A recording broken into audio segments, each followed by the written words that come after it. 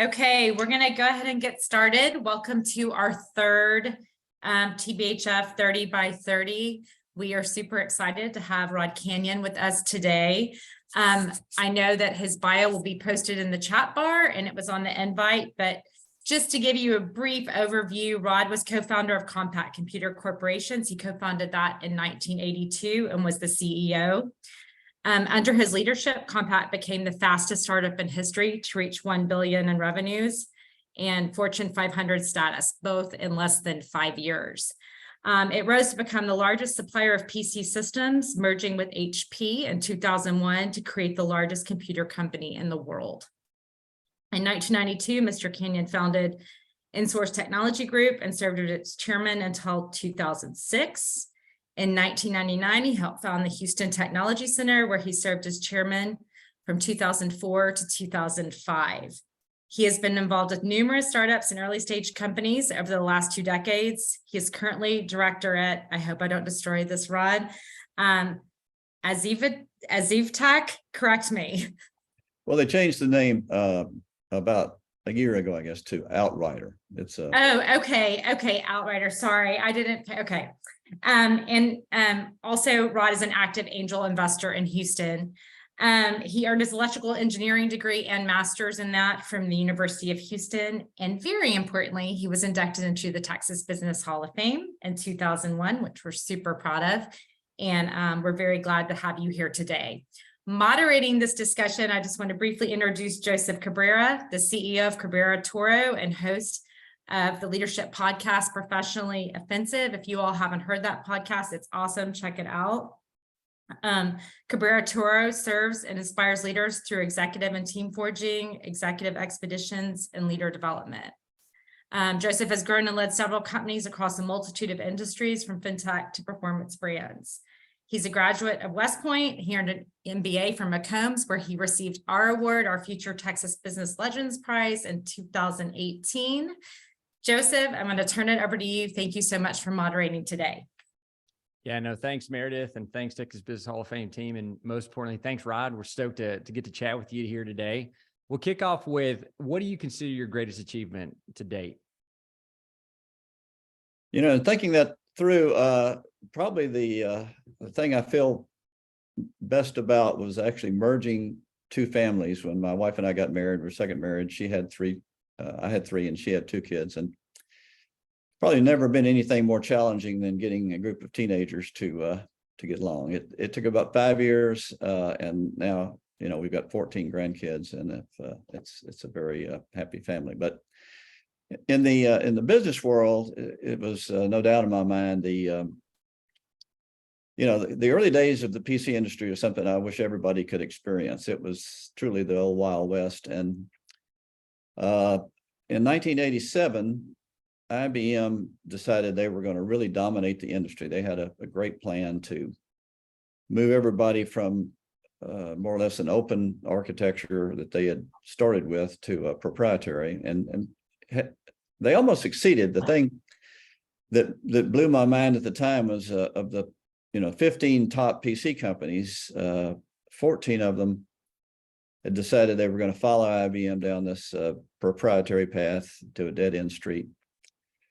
And Compaq, through just really understanding and believing what was going to go on, decided we just couldn't do that. So we came up with an alternative strategy, an open architecture, and recruited 9, I think initially 9 companies to join us and announce it. And in the end, we stopped IBM from taking over the industry and eventually ran them out of the PC business altogether. So that was a near-death experience for a lot of that time, but it was something very important for Compaq, of course, but also for the industry, because it continued to be open. People don't realize that the reason you can buy any PC, now Apple's a special case, but any PC in the market, you can run the same software. You don't go buy IBM software, HP software. It's all the same software. That's something Compaq accomplished back in the 80s.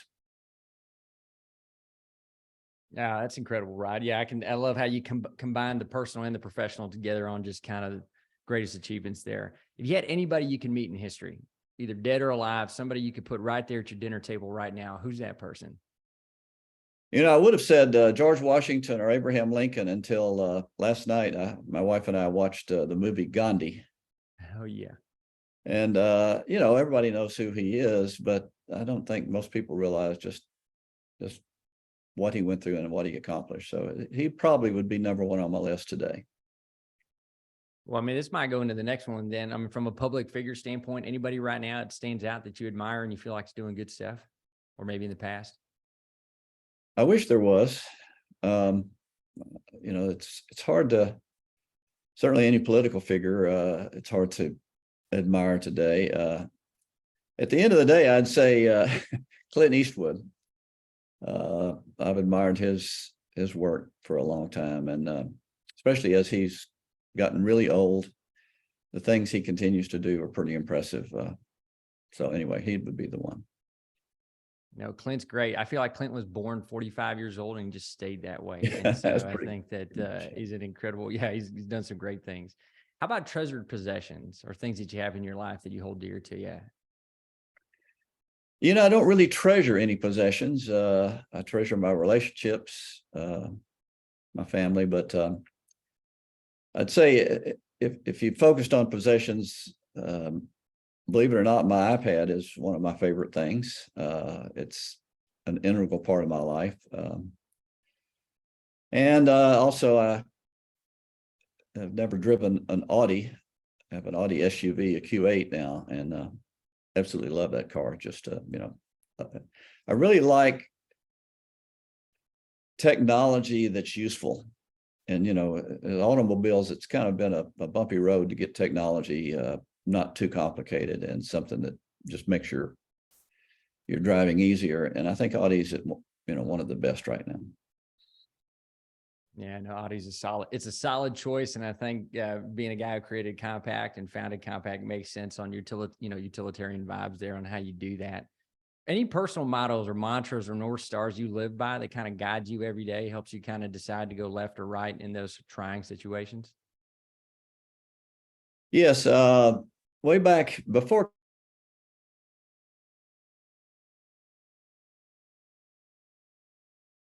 Did he freeze for you too, everyone? I think he did. Okay, we'll give him a second.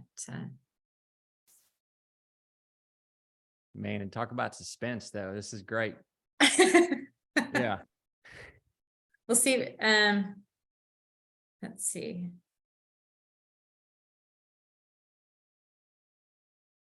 He may not know he's frozen, so let me call him.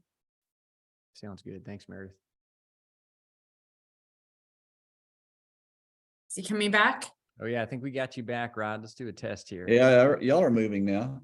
Yeah. Okay, so Sorry wait, about that. You cut off right at the beginning of your answer. So Okay.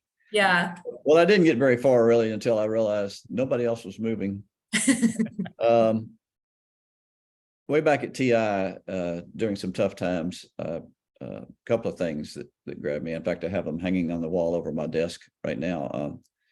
One of them was something originally attributed to Calvin Coolidge about persistence and determination. So, never give up is sort of a summary of it. But interestingly enough, there was a poem written by Rudyard Kipling a long time ago, and it's entitled "If." And it's fairly long, but the first couple of lines are, if you can keep your head while all about you are losing theirs and blaming it on you. If you can trust yourself when all men doubt you, but make allowance for their doubting too.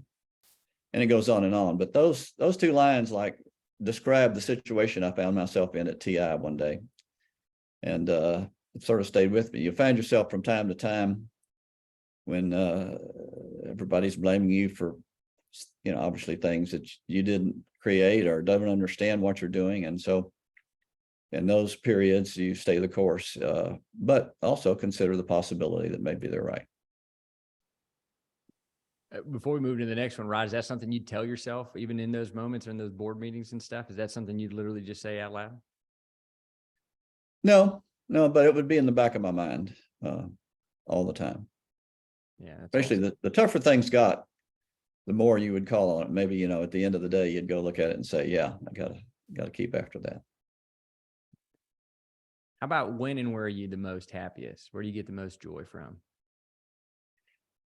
Well, I'm more or less retired now. I'm still on one startup board, but we spend our summers in Colorado in the mountains, and it's A, you're not in Houston in the summer, but B, it's also this beautiful environment in the mountains and great place for golf and hiking and biking and just socializing. So that's my happy place. Yeah, no, hard to beat the mountains. Speaking of happy places, how about talent? Anything growing up you admired, or just even now you wish you had, or you're better, you wish you could trade with somebody and wish you had? When I was in probably the first or second grade, I took piano lessons. And of course, when you're a kid, you think, oh no, but I actually wish I could play the piano now. And I think I would get a lot of enjoyment out of it. My wife and I started taking piano lessons about 15 years ago, and just didn't follow through on it. So that's still, every now and then I think if I could just sit down and play a beautiful song, I could really enjoy that. Are you would you learn to play Bach, or would you learn like a Jerry Lee Lewis guy? Yes. Both? Both. I love classical music, but I also like, not so much Jerry Lee. That's heavy duty, but playing beautiful songs. And if you could change anything about yourself, what would that be? I find myself every now and then procrastinating. And when I realize that's what I'm doing, I can sort of overcome it and get back. But, that's the one thing I think it would make my life a little easier if I didn't fall into a little bit of procrastination every now and then. By the way, speaking of happiness, it's worth pointing out, happiness is a decision. You run into unhappy people, people that complain a lot. And having been around a long time and seen a lot of different perspectives, I would have to say you can decide you're going to be happy. And that's one of the secrets of happiness in life. Yeah, no, appreciate that incredible wisdom. I actually, on the happiness front, I'm glad you kind of went a little deeper in that. And before we kind of kick off into the audience here and see what questions they have, is there something you do daily that just kind of recenters you on happiness? Sounds like being grateful is kind of what you're alluding to. Well, being grateful is a fundamental part of it, but after a while, you don't have to think about it. In my case, I think it just became a part of who I am. So yeah, it's easy once you, it's like a habit, I guess. Once you ingrain it, when the first time you go down that path, maybe it's not that permanent, but after a while, it can become just natural. Yeah, no, thanks for that, Rod. Well, I think we're at the portion now of the segment where we kind of go into our audience here and see who's got questions. If you do have one, please raise your hand or throw it into the chat room there, and we'll call you on there, and Rod will let them swing. Can I be selfish and ask a question? Normally I don't do this. Do it, Meredith. So Rod, when you talked about the poem and believing in yourself when everyone else thinks you're wrong, where do you draw that confidence from? What early in your life gave you that kind of confidence to believe in yourself in that way? Because I think that's really rare. Well, that's hard to put my finger on. I think there were a lot of trials and tribulations in my early career, and certainly at Compaq. I mentioned the IBM challenge, but that was only the biggest one. There were many times. I think when you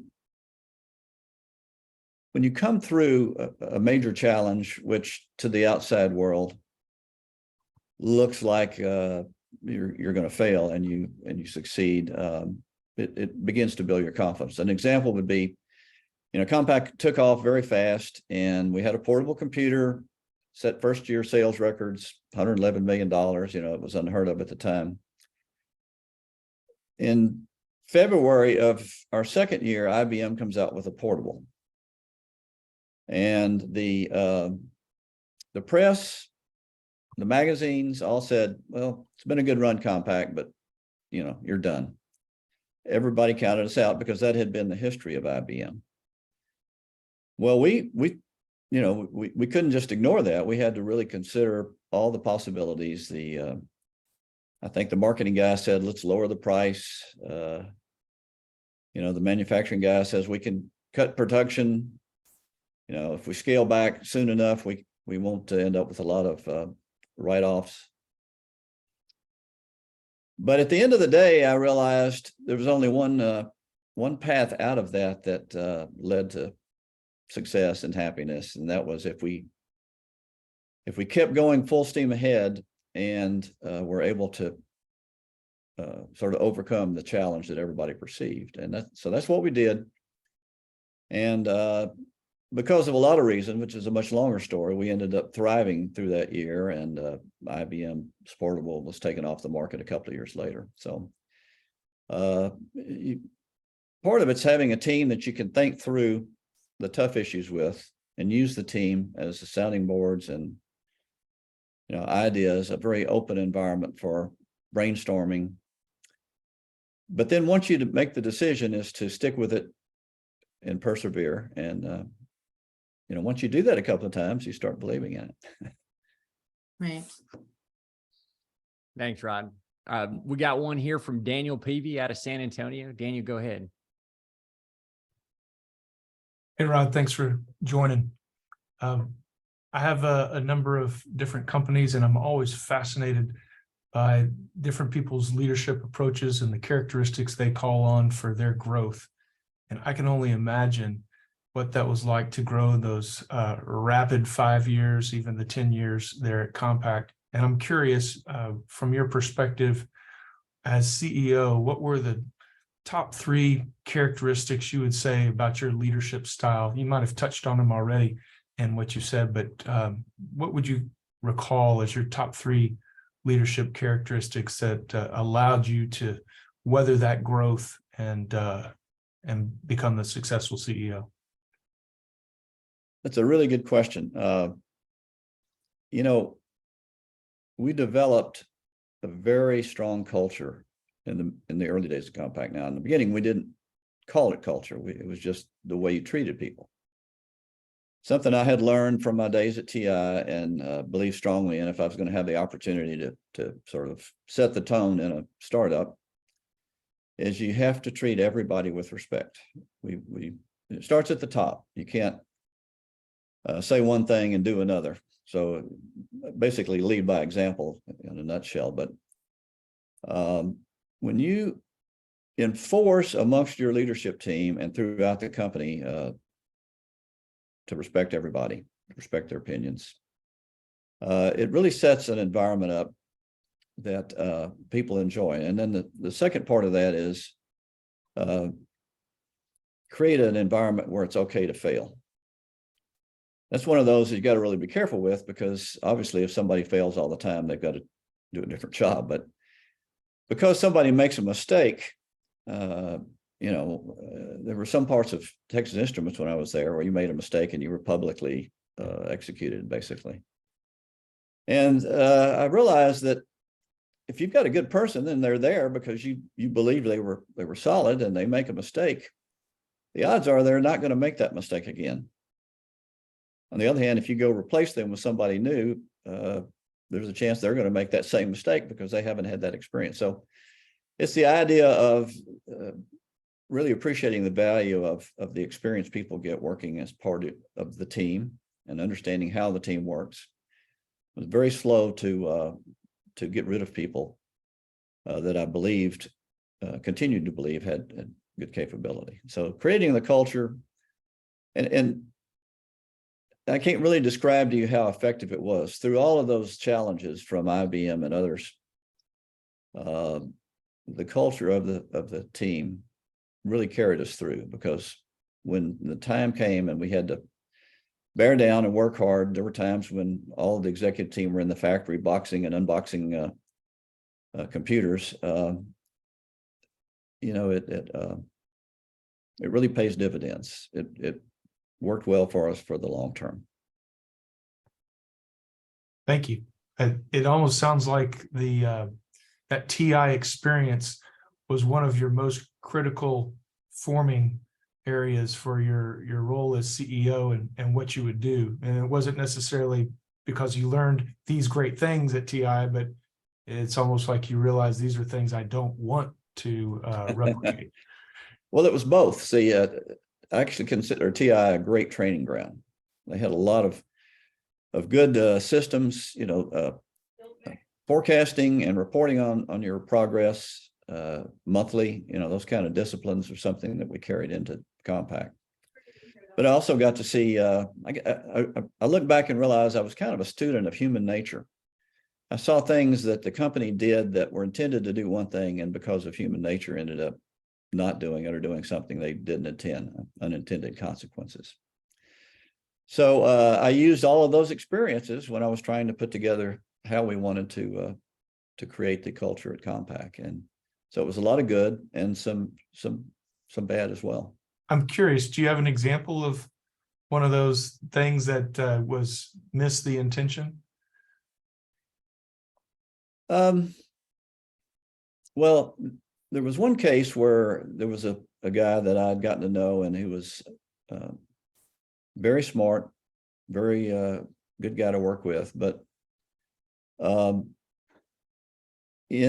a leader in his area, he sort of fell into one of the TI moles, let's say, where he berated people that made mistakes and so forth. And so I realized that it didn't matter how smart he was or how hard he worked. If he was going to treat people in that way, that he was probably not going to succeed very long. And that was the case. Thank you. By the way, I still have one of those portable Compaqs that you talk about. Good. I have one too. It's a good looking computer. Thank you, sir. Let's see, we got Andrew Caslow there. Go ahead, my man. Hey, Rod, thanks again for taking the time to chat with us. Sure. It's an honor to get to hear just a little bit about your life. It's cool having heard the stories, and even back to the original capital raise you guys went with Kleiner Perkins and that whole story. It's cool to get to meet you. So thanks for taking the time. Sure. Really interested to hear, based on your experience building Compaq and then leading it over all those years, kind of looking back, as you've leaned into angel investing and kind of deploying capital back into the early stage ecosystem.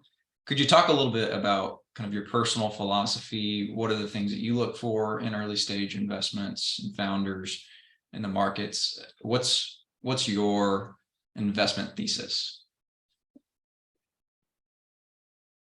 I believe that a good idea is not nearly enough. I used to say good ideas are a dime a dozen. Now that's probably an overstatement, but I've heard so many people come up with good ideas, but without execution, they really don't get anywhere. So it's got to be a combination of a great leader. So the founder, the whoever is leading the startup effort, and there'll be a team hopefully, but at the end of the day, there's got to be somebody that's leading the way, who's a good leader and basically a capable person. What you have to watch out for, and this is one of those little tricks of the trade, there are, I don't know how to say it, bad people, people that are bad leaders, but who look good to the people above them. That was one of those experiences at TI where I had a guy working for me running a project, and he was always ready to do whatever, and was good at presenting his status, his updates, and everything looked good. But I started hearing rumblings of people under him that were not happy, and then some people would leave. So what you want, if there's somebody that's just not a good leader, not a good person, not a good employee, they're easy to spot, and you have to get rid of them. But the most dangerous kind are the ones that sound good, look good to the people above them, but in fact are creating damage in the organization. You've got to, it's not easy to see, but you've got to be attentive to the clues. The idea that every now and then something funny will happen, and it is a human tendency to overlook. You want to give people the benefit of the doubt, but for this kind of thing, when you get something that doesn't look right, like I call it a clue, don't just sweep it under the rug. Watch it and follow it. And usually when you see something like that, especially as you've done it for a while, you'll get better at spotting them. Make sure things are as they should be. And if they're not, then you have to make adjustments.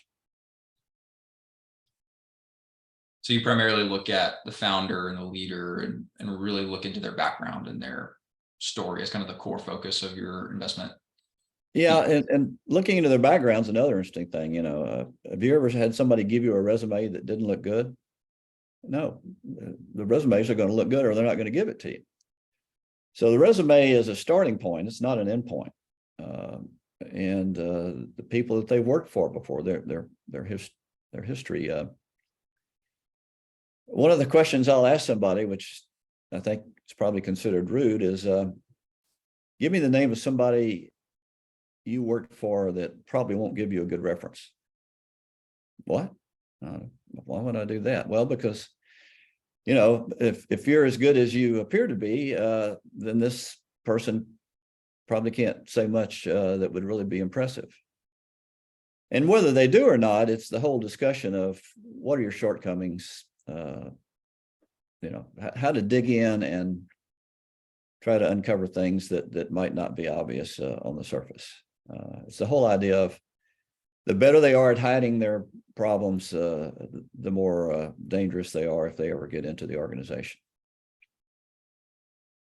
Yeah, so it's a combination of leader and the idea, and then there's many dimensions you have to go check out. It from a industry standpoint, is the demand really there? Some people believe, it's obvious that there's demand, but there may not be. There may be flaws in the thinking. We got Thank you. Brandon, Pristine Sprays. Go ahead. Hi, Rod. I was curious, what is the biggest or most surprising difference in what you saw as, the Wild West of the PC industry in the 80s and maybe even the internet or this kind of technology realm compared to how it is today and how it's actually turned out? What surprises you most about that? It is a lot different today. The PC era, which was started in the late 70s, but really ran through most of the 80s. It reminded me of what I had read about the automobile industry when it first started. There were hundreds of companies that there was no barrier to entry. People could go out and, engineers could build a car and go try to sell it. And then over time, of course, it settled into, 3 major manufacturers. And then that evolved today where it's a lot different. But PCs was the same thing. There were, by some count, 300 different companies making personal computers in the early 80s and even in the mid 80s. So, that's the time you want to get into something. I just happened to be at the right age with the right background to find a niche that we could go after. The internet came along, same thing. The internet was just wide open. Search engines and Google came along with a search engine, but I don't know if you realize that Google's secret to success, they're in everything now. But in the beginning, it was the ads that you could put an ad in front of somebody that they could click on or not. But if they did click on it, it was because it directly affected what they wanted. It was the most efficient form of advertising ever invented. And Google happened to be in the driver's seat when that was invented. And that led to basically everything else that's come from that. So they were in the beginning and were able to stumble onto, if nothing else, create something. Same thing with Amazon. Now that I think about it, it was really lucky to be in involved and watch all of these be created and developed. I remember hearing the early Amazon pitch. It was only about being able to read the first chapter of a book to decide if you wanted to buy the book. And it evolved into reading online, and then, you know, basically anything in the world you want to buy, and others. So today, because the dominant players have emerged, I think it's a whole lot harder to find. There's no that I know of really big comparable opportunities that are out there, but there's a lot of small ones. You know, you look for niches. The company I'm on the board of, the guy brought the idea for a autonomous trucking, which I thought was a terrible idea, until he explained, well, no, we're not going to go out on the road. We're going to do this inside a fenced-in distribution center or warehouse situation, where the big trucks bring in the trailers, and then inside that area, turns out it's a big problem to move them around. And so an autonomous electric truck that could do all that was actually a good idea. So they found a niche. You know, the world of the big companies were going after how are we going to solve this autonomous trucking on the road? Very tough, very hard to solve problem. Whereas if you limit it to a defined area where there's basically controlled traffic, it's a very doable. So that's what Outrider's doing, and they're the leader. They discovered the idea, went after it first, and they continue to lead. So Right, team, basically look for niche. Thank you. Yeah, no, thanks, Rod, for that. And I think we got time for one more, and I know you got just a few minutes over time here there, Rod. So we're going to end off the last question with Alexa. Hey, Rod, thank you so much for your time today. This has been fascinating. And I actually definitely look up to you, because I am with Andrew at Goose right now. So Outrider is definitely something that we were just having a conversation over the other day, and the amazing things that they've done. So would love to talk about that offline as well. But one of the 3 questions that I have for you, I know we're limited on time, but one question that I think I've always wanted to ask, especially as somebody who's had or seen as much success as you have, best piece of advice for someone who's in the middle of scaling their business. I think I've found this incredibly hard personally over the last few years, and would love to hear your perspective on how you managed to do it so successfully. That may have been one of the hardest things that was not really appreciated by the outside world, although we did get some attention for that. We built a manufacturing line that was going to produce 1,000 computers a month. That was our target.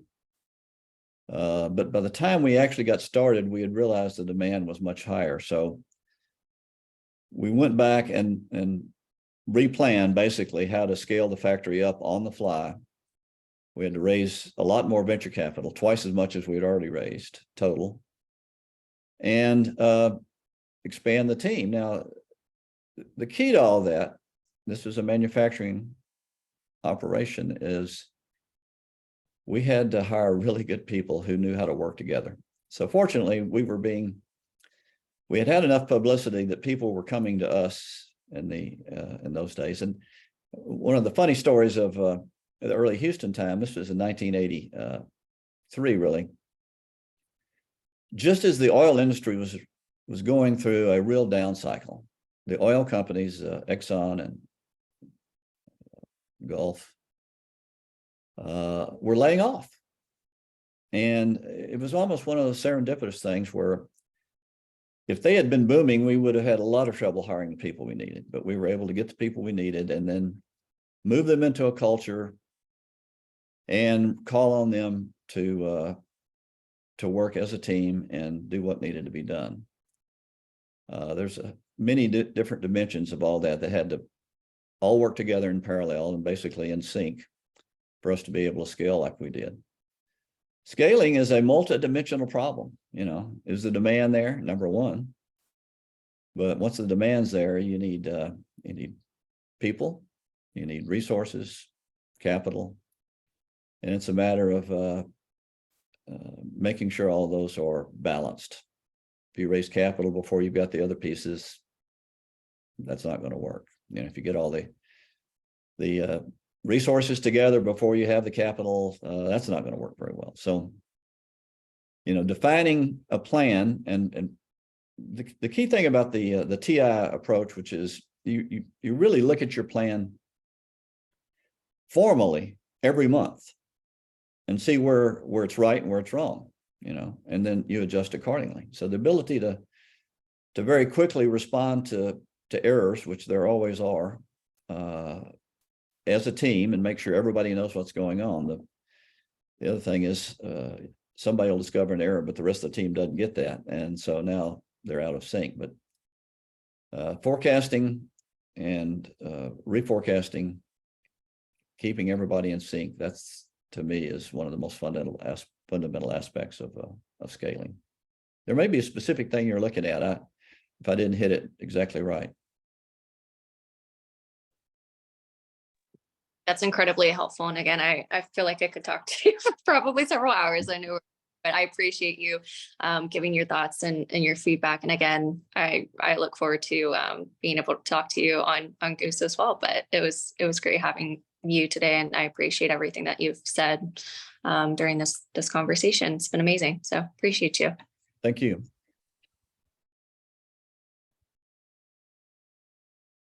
So, Joseph, I think we're over time. Rod, thank you for being so generous with your time today. And Joseph, thanks for doing such a great job moderating. We are so grateful again for your time and honored that you helped us kick off this initiative. I'd encourage everyone to check out our other ones coming up in March. We have the co-founder of SWBC next week, Gary Dudley. After that, we have Carlos Alvarez, who is the brewer of Shiner Beers. We have John Arnold joining us in March. And then we also have Randall Stevenson, the former CEO of AT&T. So we are just so excited to have the company of legends like you, Rod, for these events. Thanks for making it so special. And thank you, everyone, for being here. Have a good day. You too, everybody. Okay. Bye-bye. Thank you, Rod. Bye.